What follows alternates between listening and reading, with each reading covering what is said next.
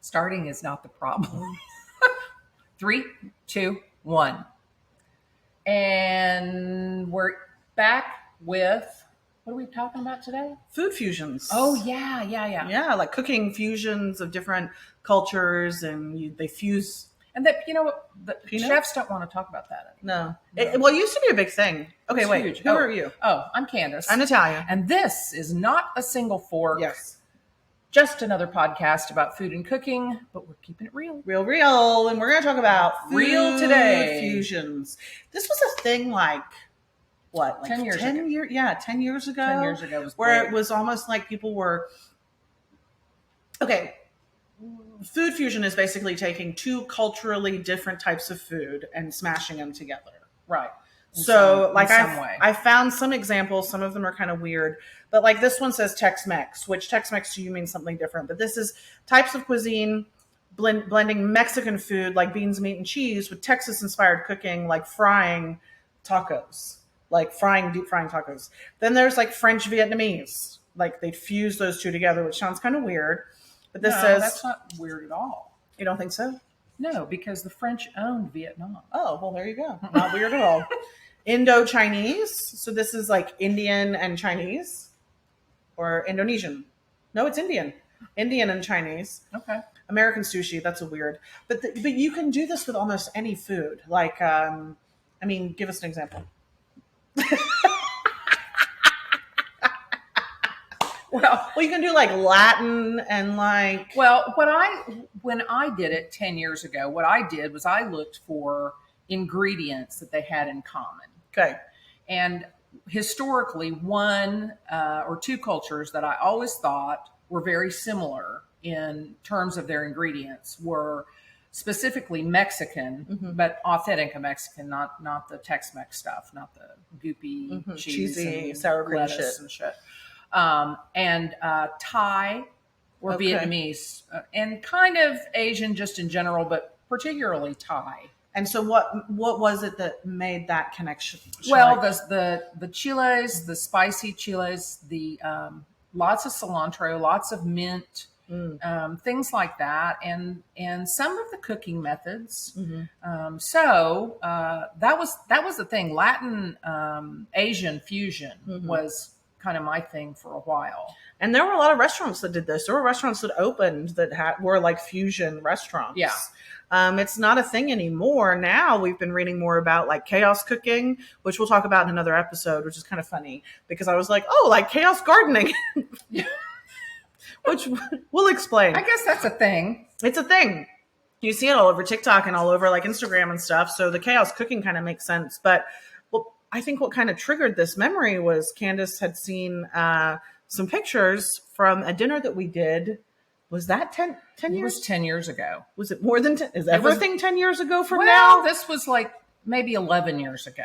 But still, it was 10, 11 years ago. So we were involved in it's not a company, a group? No, it was kind of, that was also one of those trends, the underground supper clubs. Yeah.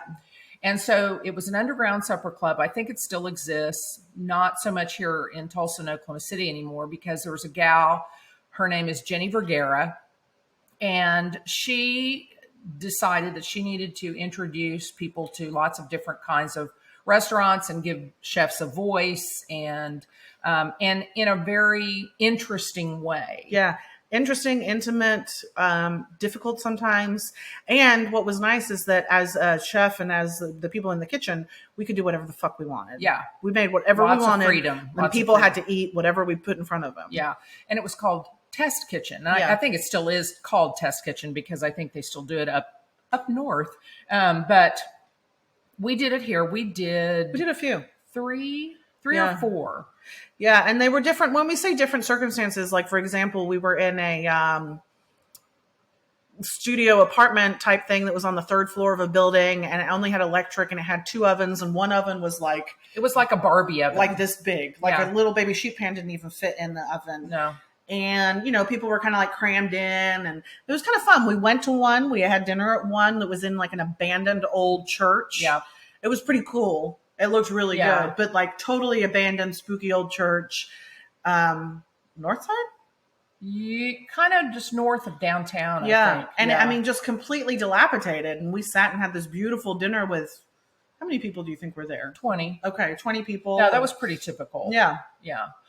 So we did that first one, the first one for us in that crazy upstairs apartment that we had to, there was no elevator. Yes, there was Yeah. no elevator. It was No. 3 stories high. Mhm. They had a Spud McKenzie dog, and I threw up.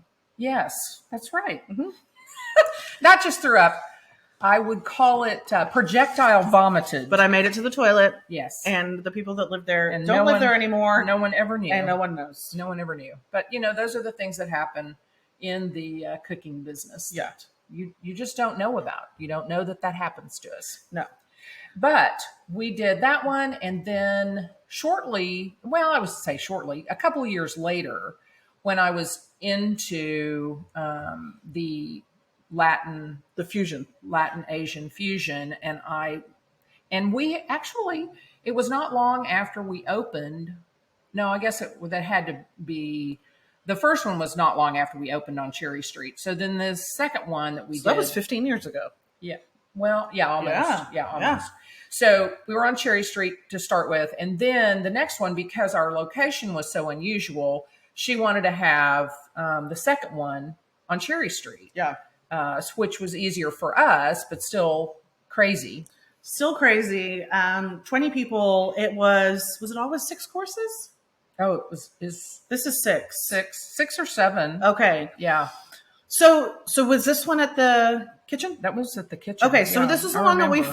found. We found the menu. So we're gonna go through it and kind of read it to you. See and if I remember it. Candace, I don't remember some of these, and Candace is gonna kind of describe what the thought process was here. Yeah. And what the hell some of this shit is. If I can Okay. remember what it is. So a amuse-bouche, Thai ceviche shooter with crispy wonton and tortilla shreds. Okay. Yeah, Remember that? I remember that. Was it a shrimp ceviche? Yes, and Okay. it had coconut milk in it. Okay. Also, ceviche obviously is Mexican. Well, not Mexican. It's Latin. It's Latin. Yeah. But so it involved cooking the seafood in lime, but also in coconut water. Okay. To give it that coconut flavor. Well, to give it the coconut flavor and, to produce an authentic ceviche. And then finished it with, what did I do? Wonton strips? and tortilla Yeah, strips. so, Shreds. shreds so that, because, ceviche can be soft. Yeah. And So you it's get that almost crunch. always served with, actually in Mexico, it's often served with saltines. Oh, really? Yeah, Huh. a lot of times. But we wonder. wanted something crunchy, crispy. So tortilla chips, strips, and wonton strips. Okay, so that was the amuse, which is basically your appetizer. Course 1 was a coconut ancho lobster pot pie, sweet cornmeal crust, sriracha pea dust. It was a lot. Whoa, so fancy. Lot going on, yeah. So lobster pot pie is like infamous. Yeah, I'm known for my lobster pot pie. But you did this one with a little bit of a spin. So you did the coconut ancho, the sauce? I don't remember. I don't remember that I don't either. remember this one really well. I know that the poblanos, because pot pie, it's in a white sauce, bechamel. And so it usually has vegetables like peas and carrots and stuff like that. So I think instead of a lot of like the green vegetable that would go in there, I substituted fire roasted poblanos. Oh, so are poblanos anchos? No, Oh. wait a minute. Dried. I think anchos are dried Anaheims. Okay. Yeah, but didn't you say poblanos? No. I thought you did. Coconut ancho lobster pot pie. Oh, okay. Sweet cornmeal I just crust. wanted to hear poblano. Yeah, she just talked on and on about poblanos. So the cornmeal crust you did instead of the regular crust. Instead you of did like cornmeal. a puff pastry, or And then sriracha pea dust. yeah. I don't remember What? that. I don't either, but I know how I did it, but I don't remember that specifically. How'd you do it? Well, I just bought sriracha peas and crushed just them up. crushed them. Oh my god, in the my mortar and sriracha pestle. peas are so good, just as a snack. Yes, they are. Okay, so course 2 was tortilla soup, dumplings, tortilla soup dumplings, black vinegar soy dipping sauce. Yeah, I don't remember this at all. I do. You know why? No. Because because that was the course that the woman who was helping us with the wine, she wanted to get involved in the plating, or she wanted me to try the wine or something like that. And I was having a problem with the soup dumplings coming up after I had prepped them, and then I had a problem getting them off of the parchment. Okay, and you vividly remember. I vividly remember that. Well, she must have got to you before I did, because usually when we're doing shit like that, and even if we've got help, I tell people, do not talk to Candace during plating. Do not talk to Candace. If you have a question, you can ask me. If you need something, you ask me. But do not talk to Candace while we're cooking, plating, getting shit out the window. You can't imagine that I'm that way. And so I think I must have been like, not now, lady. Like, can I help you with something? Because what was her name? I don't know. I don't know who that was. So tell me what this was. It says tortilla soup dumpling. Okay, so soup dumplings are traditional in I think Chinese. I think soup dumplings are Chinese. Okay.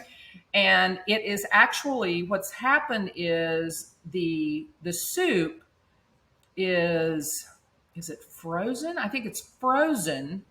And then you make a dumpling, put it in the dumpling, and then when you boil it, then you have soup inside your dumpling. Oh, I see. Okay. So I did tortilla soup instead of like a traditional Asian soup. Yeah. And the dumpling. And then the vinegar soy dipping sauce must have just been on the side, maybe drizzled over the top or something. Yeah, it was probably just on the side. Yeah, it was it was probably served like a regular, like like a pot sticker dumpling. Yeah. With the dipping sauce. Okay, that sounds delicious.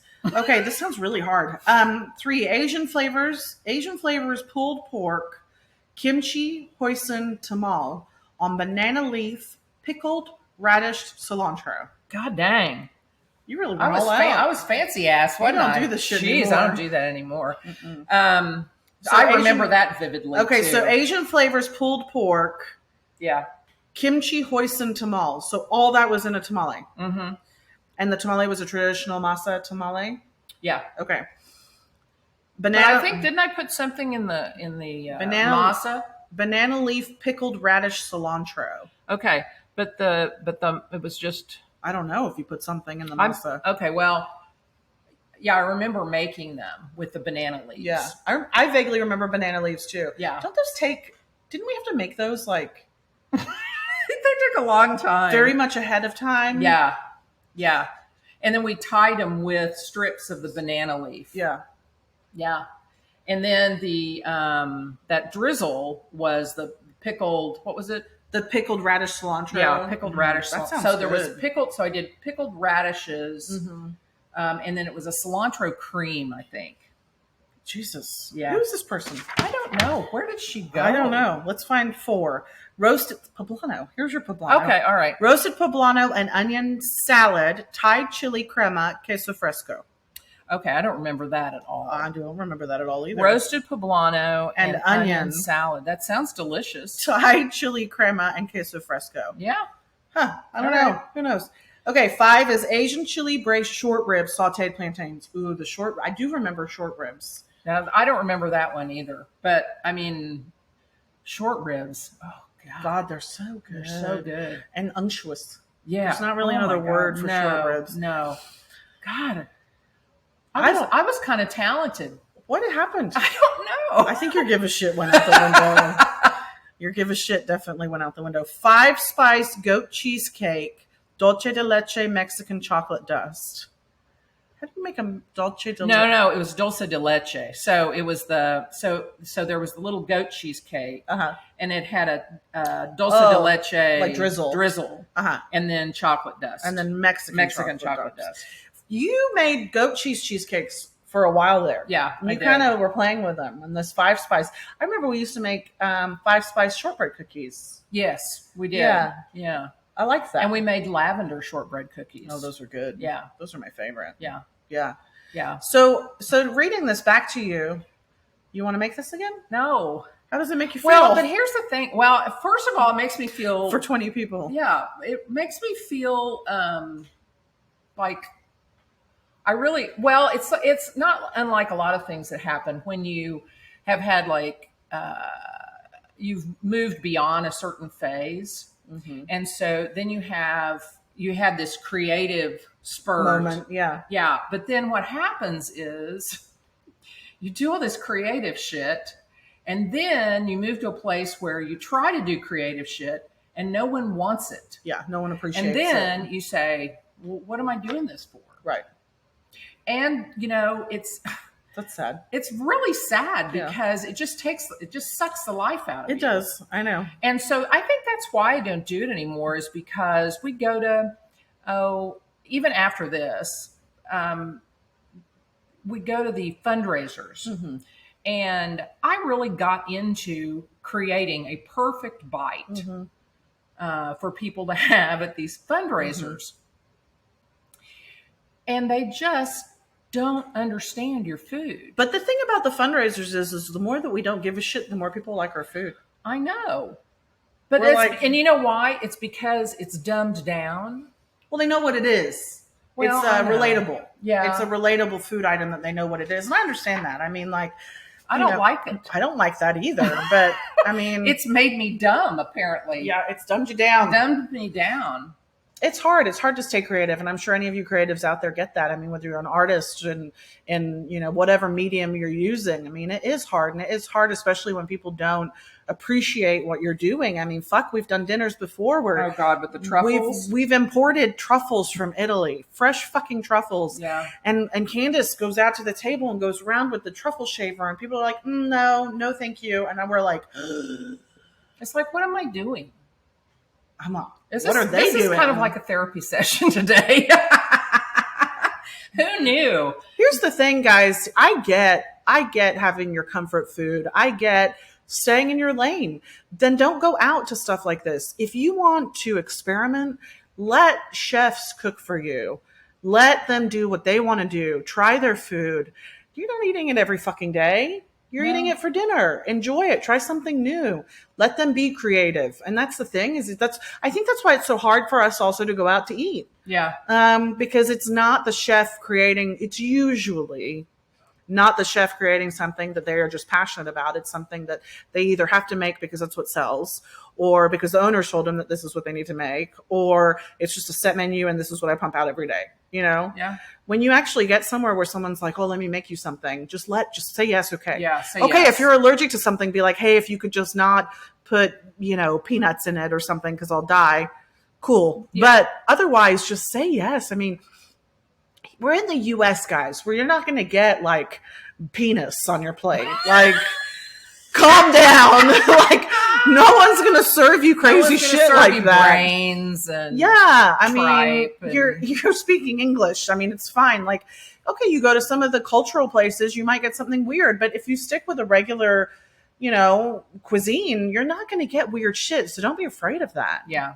And that's the thing that most chefs, it's hard to, and again, I'm sure I'm speaking to a lot of artists out there too. Like, it's hard to hold on to that passion when you create something and people are like, can I have some mac and cheese? Or they don't even want to try it. Yeah. It's like, ew, I've never seen that before. What is it? What is that? Yeah. So be open and willing. And if you're not, then go to fucking Olive Garden. Yeah.